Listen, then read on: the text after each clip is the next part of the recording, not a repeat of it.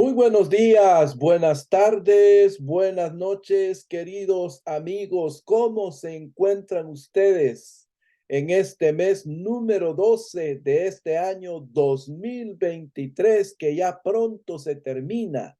El año 2023, año de reconocimiento, año de la manifestación del Salmo 23, año de la evangelización. ¿Cómo se encuentra usted? Espero que la esté pasando muy bien.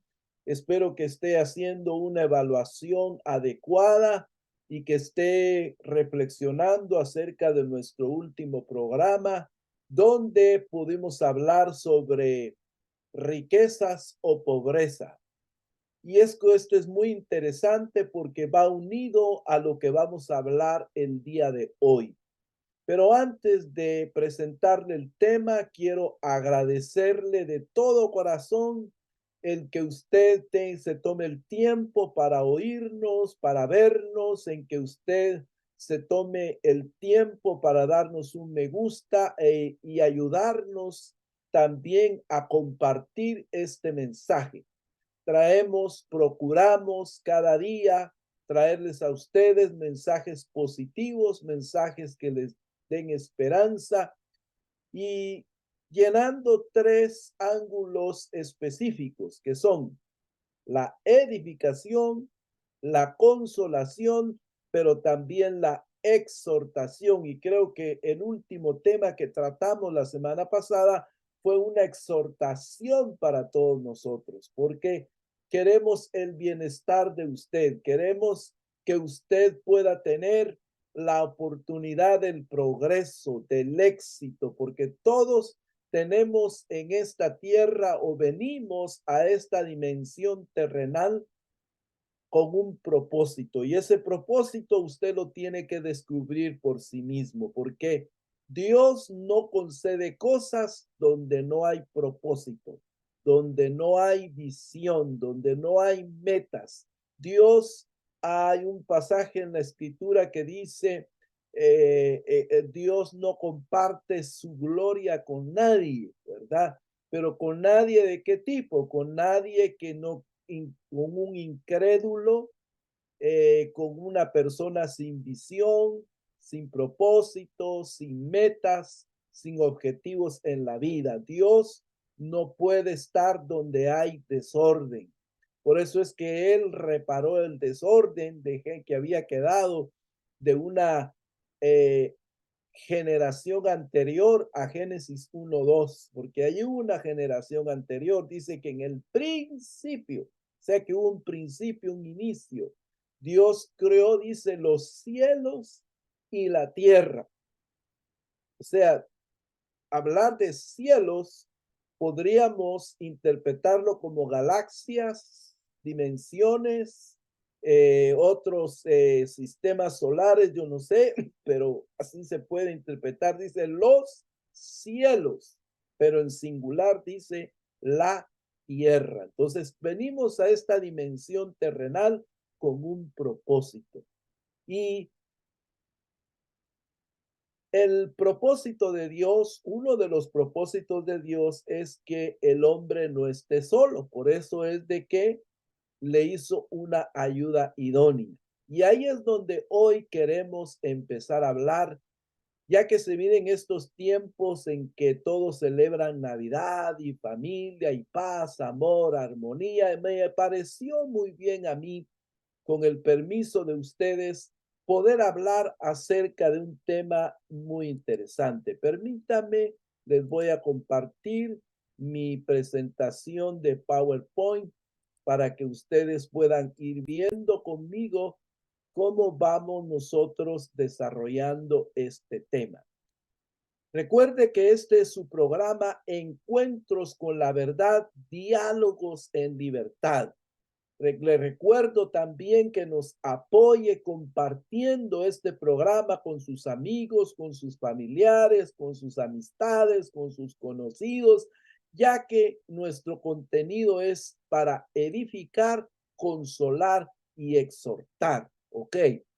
Entonces les venía diciendo que el hombre se le dio una ayuda idónea, porque el propósito de Dios, uno de los propósitos de Dios para con el hombre, es que éste se reprodujera sobre la tierra.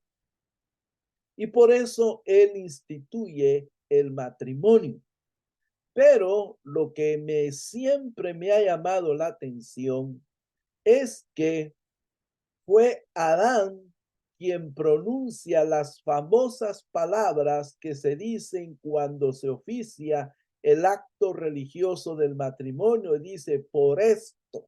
Eso no lo dijo Dios, eso lo dijo Adán. Dice, por esto, que es, dejará el hombre a su padre y a su madre, y se unirá a su mujer, y los dos serán una sola carne. Pero ¿cuál es el por esto? O sea, como que Adán se sintió maravillado, se sintió realizado, porque versos anteriores dice que no se había hallado una ayuda idónea, una esposa para Adán. Entonces Dios dice que hizo caer en un sueño profundo a Adán, y de una costilla él hizo a la mujer y la estableció para el hombre como una ayuda idónea. Bueno, ¿por qué estoy diciendo todo esto? Para poner un contexto.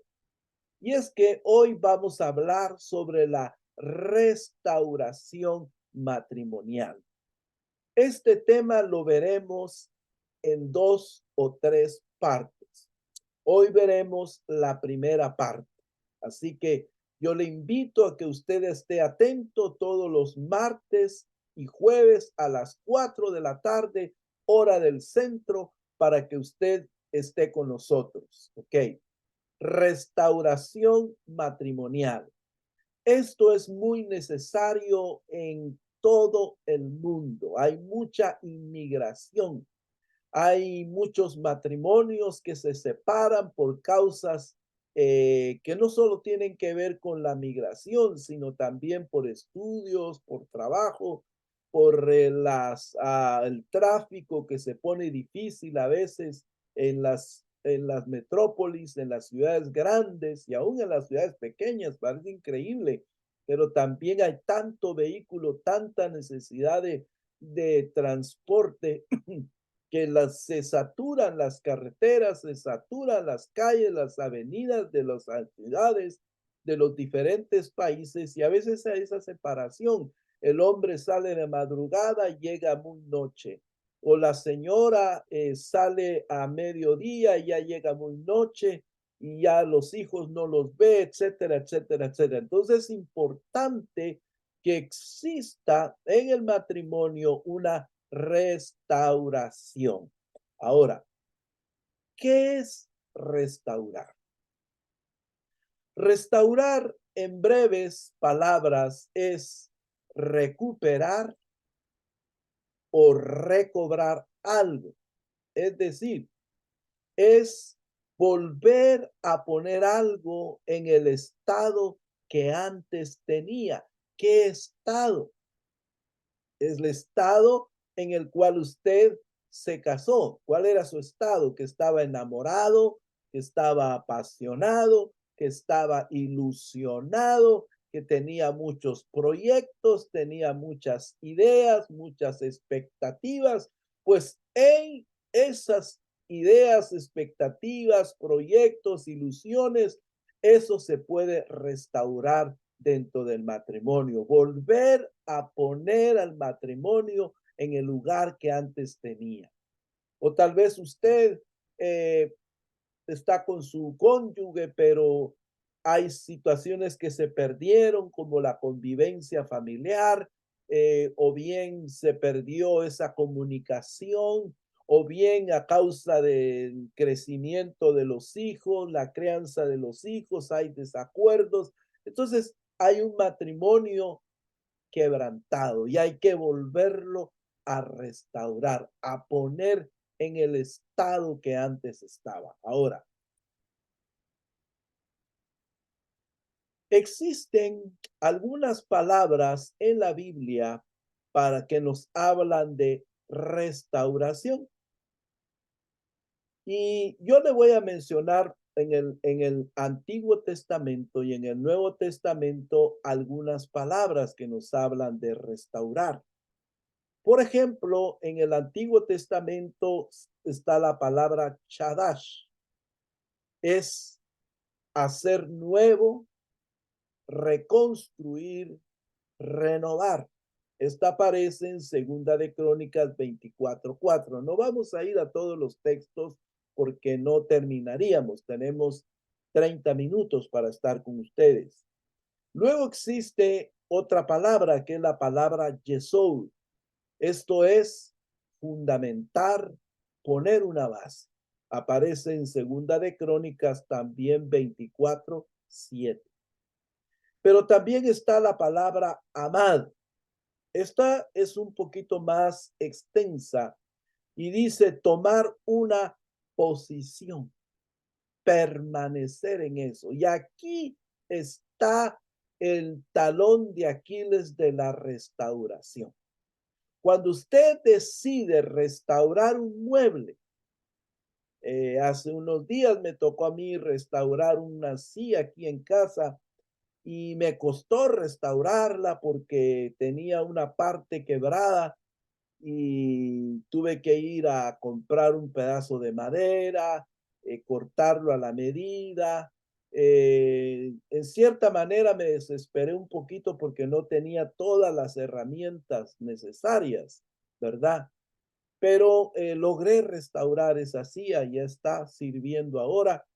Y eso es lo que hay que hacer en la restauración matrimonial, permanecer en el propósito de restaurarla, permanecer en la posición, es decir, tomar cada uno el lugar que le corresponde, volver a hacer aquellas cosas que nos permitieron tener un buen matrimonio al principio. Muy bien, pero vamos un poquito adelante. En el Nuevo Testamento existen solamente dos palabras para hablar de restaurar. Está la palabra apocatistemi, el griego es un poquito difícil de pronunciar.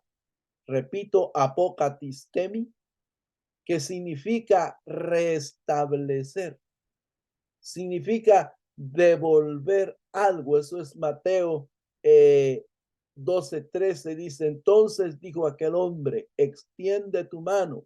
Y él la extendió y le fue restaurada sana como la otra. Es decir, el matrimonio tiene que ser restaurado al estado original. ¿Y cuál es el estado original del matrimonio? Según la Biblia, el estado original del matrimonio es un estado santo, perfecto. Se interpretemos para el matrimonio lo santo como decir verdad, no engañar, ser sincero, decir la verdad. Santo podría ser el matrimonio como estoy tratando de buscar las palabras sencillas para poderlo, como esa cohesión que se debe de tener en el matrimonio, es decir, estar en una misma mentalidad, en un mismo sentir, y para eso se requiere diálogo, se requiere establecer compromisos, establecer relaciones, establecer parámetros, establecer métodos, sistemas, medios de comunicación abierta. Otra palabra en el Nuevo Testamento para hablar de restauración es la palabra apocatastasis. Apocatastasis. Eso es restitución, restablecimiento. Entonces, ¿cómo se restaura un matrimonio? Restituir aquellas cosas perdidas. ¿Qué se ha perdido en su matrimonio? ¿Se ha perdido el gozo del placer sexual? Pues hay que restaurar eso. ¿Qué se ha perdido en su matrimonio? ¿Se ha perdido la sonrisa? Se ha perdido la brillantez de los ojos. Cada mañana que amanece y vemos a nuestra pareja, ¿qué se ha perdido en su matrimonio? Pues hay que restituirlo, hay que restablecerlo.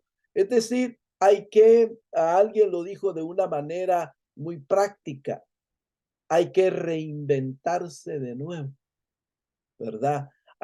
Para restituir aquellas cosas que dejamos de hacer. Quizás usted, señor, dejó de ser caballeroso con su esposa, ya no le abre la puerta. Pero cuando eran novios, usted le abría las puertas, usted le jalaba la silla y luego ella se sentaba en los restaurantes, usted le llevaba rosas, le mandaba esto, la engordó porque le llevaba chocolates, le llevaba chocolates, entonces la engordó, ahora no sé qué, que está gorda. Entonces, restablezcala con todo respeto. No se vayan a enojar las señoras conmigo. Y los caballeros también, porque ahora también a los caballeros les regalan, ¿verdad? Pero es restituir esas cosas que se perdieron, ¿ok? Volver a hacer las cosas del principio, ¿ok? Pero avancemos un poquito más, ya el tiempo está corriendo. Hay una pregunta que sin duda usted se está haciendo ahorita que está oyendo o viendo este programa y dice, ¿acaso yo necesito restauración en mi matrimonio? ¿Cuántos estarán haciendo esa pregunta? Y tal vez usted tiene las siguientes respuestas. Todo está bien. Eso es el engaño más grande que los seres humanos podemos hacernos a nosotros mismos. Asumir que todo está bien, cuando no todo está bien. Tal vez algunas cosas, pero el estado de perfección hay que buscarlo en el matrimonio para que todo realmente, de verdad, está bien todo en su matrimonio. Otra respuesta que algunos dicen, yo no tengo problemas. Esto me recuerda algo que me pasó hace muchos años dando una plática similar a esta. Se paró un varón y con su esposa y dice, yo no sé, pero lo dijo así delante de todos y yo no sé para qué estoy aquí oyendo a este señor, o sea, refiriéndose a su servidor. Si todo en nuestro matrimonio está bien, no tenemos problemas. Y se voltea con la señora, le dice, ¿verdad, mi amor, que no hay problema? Y la señora, pues, qué le tocaba, verdad? Pues respaldar a su marido y decir, sí, todo está bien, no tenemos problemas. Pero ese es el gran error que podemos cometer en la vida. Pensar que no tenemos problemas, porque siempre hay algo que restaurar en el matrimonio. Siempre hay algo que mejorar en nuestra vida matrimonial. Y por último, este es el problema. Cuando asumimos que porque la señora no nos reclama o porque la señora no se queja o porque la señora no nos dice nada, todo está bien. O porque el señor se calla y dice, mejor para evitar problemas, mejor me callo. Mejor no digo nada, ¿para qué vamos a estar en problemas? Ese es el problema. Entonces, eso es como dice el dicho, que tanto va o cae el agua al cántaro que al fin se rompe. Entonces, como asumimos o como dejamos pasar o decir, no, o pretendemos evitar los problemas, toda la crisis se agrava. Y lo triste es que por tener esa clase de mentalidad, muchos matrimonios terminan delante de un abogado, delante de un juez, delante de una autoridad, firmando un documento que los declara totalmente divorciados. Y esta es la cosa más irónica de la vida, fíjese usted. Casarse es bien caro, porque hay que comprar vestido, hay que comprar el traje del novio, hay que invitar a los amigos, y aunque sea una fiesta solo de familia, pues hay que invertir en comer, en sillas, en esto y lo otro, y aquí, que por allá, que las fotos, que el video, que aquí, que allá. Mínimo considero yo que sale caro un matrimonio, pero un divorcio está el equivalente de $50 divorciarse. Sí, muy caro le sale, pero a veces hasta gratis usted se puede divorciar ante una autoridad. Eso es irónico y es triste, ¿verdad? Y cuando deberíamos de hacer todo lo posible por no llegar a esa etapa del divorcio. Pero avancemos un poquito más. Ahora, hay un plan original establecido por Dios para los matrimonios. Y vamos a ver esos principios, pero quiero decirle algo antes. Cuando quebrantamos los principios de ese plan divino, estamos permitiendo que entren los intrusos y probablemente ni nos hemos dado cuenta. Por eso es que les he dicho en otra ocasión, matrimonio lo forma un hombre y una mujer. La familia la forman papá, mamá y los hijos. Esa es la familia, ya sea 1, 2, 3, 5 que usted tenga. Esa es su familia. Tíos, hermanos, sobrinos, consuegros, suegros, cuñados, abuelos, abuelas, etcétera, no son su familia. Su familia nuclear, su familia central. Si son su familia en cuanto a descendencia, porque de alguien usted nació, alguien lo trajo al mundo. Eso no se puede discutir, por favor no me malentienda. Pero cuando hablamos de familia, todo el círculo adyacente no debe de involucrarse en el matrimonio. Por eso dice que el que casarse quiere, casa quiere, ¿verdad? Y por eso es que algunos cometen ese error de decir, me voy a casar porque así me sale más barato vivir. Así la mujer pone el 50, yo pongo el 50 y ahí puedo tener para mi ahorro, para mi escuela o para esto. Ese es un error. Es un error pensar de esa manera, que para ir al matrimonio. Le sale más barato quedarse solito, ¿ok? Bueno, pero vayamos al punto. Vamos a ir terminando ya esta lección. Ok. Entonces, el texto básico que tenemos para hablar del matrimonio está en Efesios 5:31. Y dice, por esto, está repitiendo las palabras de Adán, dejará el hombre a su padre y a su madre y se unirá a su mujer y los dos serán una sola carne.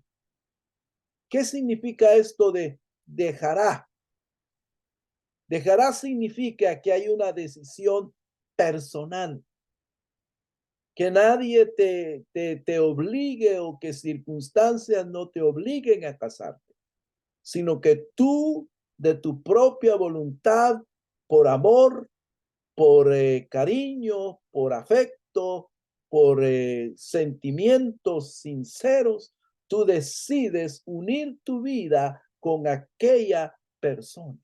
Es una decisión personal. Luego dice, se unirá a su mujer. Ahora aquí está puesto esto en singular, no en plural. Es cierto, no lo puedo negar que en el Antiguo Testamento Dios aprobó que algunos hombres tuvieran una o dos esposas o concubinas, pero el modelo para el Nuevo Testamento no es así, sino es tener solo una mujer.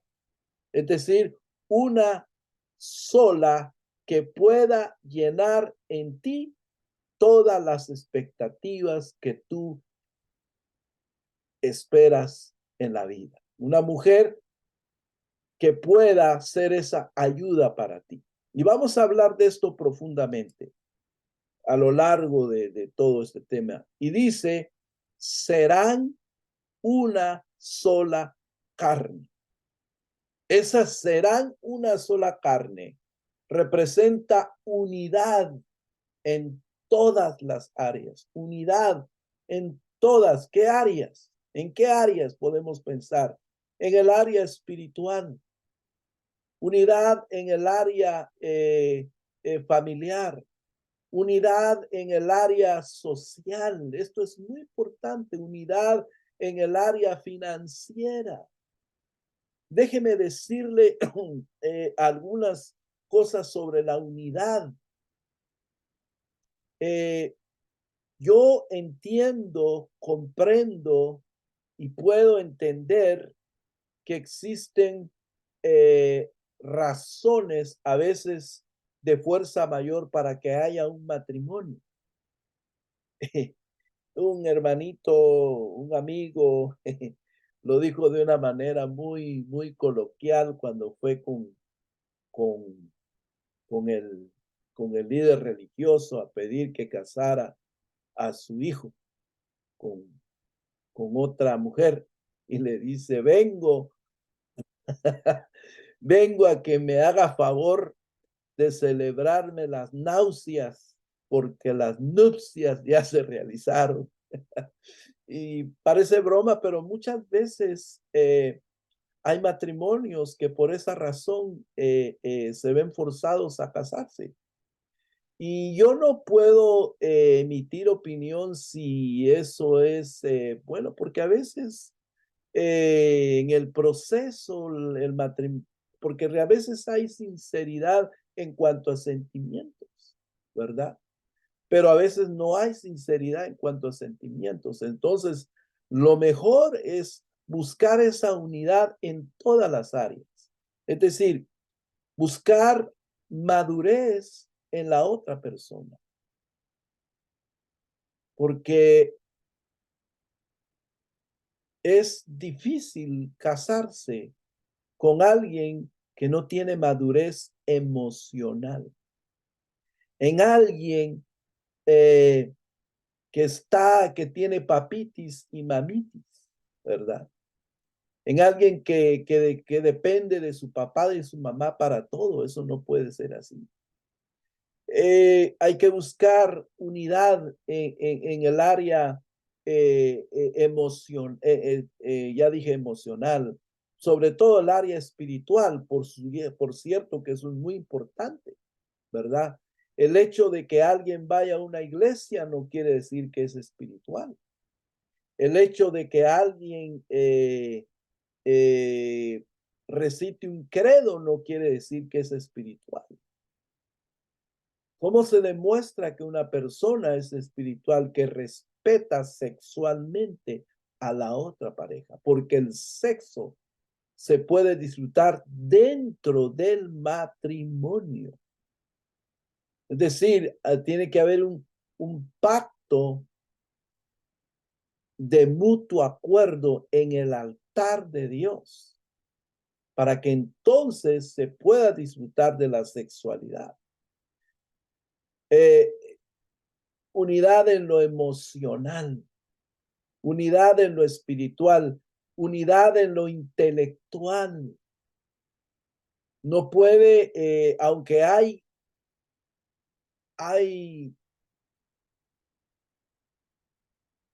ejemplos en la vida, usted los puede encontrar en su vida, que a veces ella es abogada y él es un obrero y no tiene nada de malo eso. El problema es que hay una incompatibilidad ahí en cuanto a intelectualidad, a capacidad, en cuanto a conocimiento. Y no digo que eso pueda ser un estorbo, pero se requiere mucho trabajo adecuarse intelectualmente la pareja. Por eso es importante que compartan antes de realizar ese pacto. La pareja debe compartir una misma visión de la vida, metas, propósitos, qué quieren, a qué aspiran en esta tierra. Y no hay ningún pecado en poder aspirar a siempre lo mejor, por favor. Qué bueno que usted aspira a convertirse en matrimonio, en empresario, y usted aspira a convertirse en un profesional, es buenísimo, qué bueno, lo felicito si esa es su mentalidad. Pero a veces ya casado cuesta un poquito más. Por eso, mientras se es soltero, haga todo lo que a su mano le permite. Y ahora, compatibilidad financiera. Esto es muy, pero muy importante. Y eso se requiere acuerdos, porque ahora tenemos una sociedad moderna. Yo estaba viendo, ahora que vienen Navidades y ponen películas navideñas, etcétera. Mi cielito, mi esposa, me sentó a ver con ella una película y y ahí los roles estaban cambiados porque el señor era el que cuidaba a la hija y la señora era la que salía a trabajar. Y en la trama de la película, ese matrimonio terminó separado, porque los roles se cambian, ¿verdad? Y el hombre dice que es la cabeza del hogar, la autoridad del hogar. Aunque la autoridad no se fundamenta en cuánto gano, en cuánto yo aporto a la casa, es cierto, pero es es una demostración de que se es cabeza. Ahora, ¿quién es la cabeza? La que toma decisiones. ¿Ok? Bueno, y seguimos entonces. Aquí hay una voz de alerta en lo que estoy diciendo. Porque cuando yo no sigo el plan divino y empiezo a permitir que los intrusos tomen el control, hay consecuencias de esto. Por eso es de que es importante que meditemos en todo esto. ¿Ok? Se lo vuelvo a leer. Cuando no sigo el plan divino y empiezo a permitir que los intrusos, esos intrusos que hablamos anteriormente, tomen el control, hay consecuencias negativas. Por eso esta es una voz de alerta. Por ejemplo, en Génesis 12 al 14 se nos habla la historia de Abraham. Primero él empieza siendo Abraham. La palabra Abraham significa padre altivo. Y ahí Dios lo llama a Abraham a dejar la tierra de su padre Taré y le da una promesa. Pero antes su padre Taré lo había llevado a Ur de los Caldeos. Y ahí se estableció, porque acuérdense que había un sistema patriarcal. No sé si usted experimentó ese sistema de vida donde en una casa grande vivían los hijos, vivía la abuela, vivía la abuela materna o el abuelo paterno, los abuelos paternos, ahí vivía la nuera, el hijo, los hijos, 3, 4 hijos del patriarca y las nueras y los hijos, y sí era una alegría, ¿no? El almuerzo, estas fiestas navideñas eran una alegría, etcétera, etcétera, etcétera. Pero ahí se hacía lo que el abuelo decía. Y eso era lo que le pasaba a Abraham. Ahí se hacía lo que su papá le decía. Pero como Dios tenía un plan con él, entonces lo primero que Dios hace es decirle, mira, te voy a dar una bendición. Pero lo primero que quiero que hagas es que restaures tu matrimonio al modelo que yo te voy a mostrar. Y Abraham obedece a Dios, pero comete todavía un error. Se lleva a Lot, su sobrino. Y las consecuencias que tuvo con Lot quisieron desenfocarlo de su llamado. Entonces ahí hubieron contiendas, usted puede leer esa historia de Génesis 12 al 14. Y hasta que Abraham le dijo a su sobrino Lot, mira, no podemos estar aquí los dos cabezas, no pueden vivir juntas. Como que Abraham se acordó del problema que tenía con su papá, que no podía decidir. Entonces, mira, escoger para dónde quieres ir. Si tú vas a la derecha, yo voy a la izquierda. Si tú vas a la izquierda, yo voy a la derecha. Y usted sabe el problema que hubo ahí. Y Lot escogió irse a Sodoma, a las orillas. Empezó por las orillas, pero ahí en Sodoma terminó siendo prisionero de su alma, prisionero de sus propios errores, prisionero de sus propias decisiones. Le tocó huir, huir. ¿Por qué? Porque habían amonitas y moabitas. Mis queridos amigos, realmente este tiempo de fin de año podemos regalarle a nuestra familia la mejor decisión de restaurar nuestro matrimonio. Y una de las primeras formas de empezar a restaurar nuestro matrimonio es permitirle a Jesús que entre a nuestro corazón. Es permitir que Cristo Jesús venga a gobernar nuestras vidas. ¿Y cómo se hace eso? Pues es simple.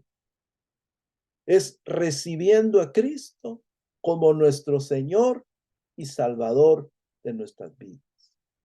Yo quiero invitarlo a usted en esta tarde a que si nunca ha recibido a Cristo como su Señor y su Salvador, usted repita conmigo esta oración y empiece la restauración de su matrimonio de esta manera. Si ustedes son un matrimonio conformado por un hombre y una mujer y quieren recibir a Cristo Jesús como su Señor y su Salvador, por favor, cierren sus ojos por un momento y repitan conmigo esta oración.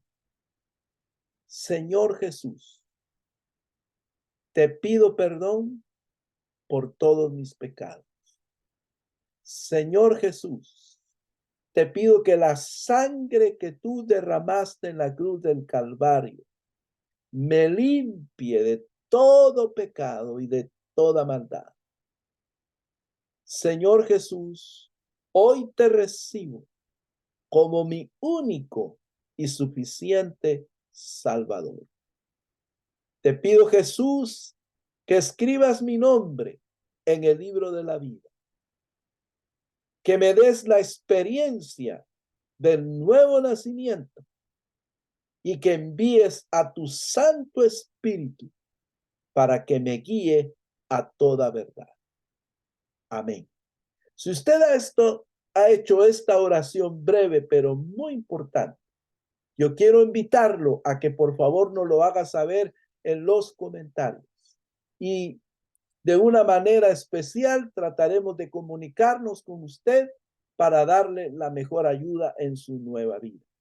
Y a ustedes que ya recibieron a Cristo como Señor y Salvador, les invito a que el próximo jueves a las 4 de la tarde, hora del centro, se comuniquen con nosotros, ya sea que nos vea o que nos oiga, y podamos seguir platicando de la restauración matrimonial.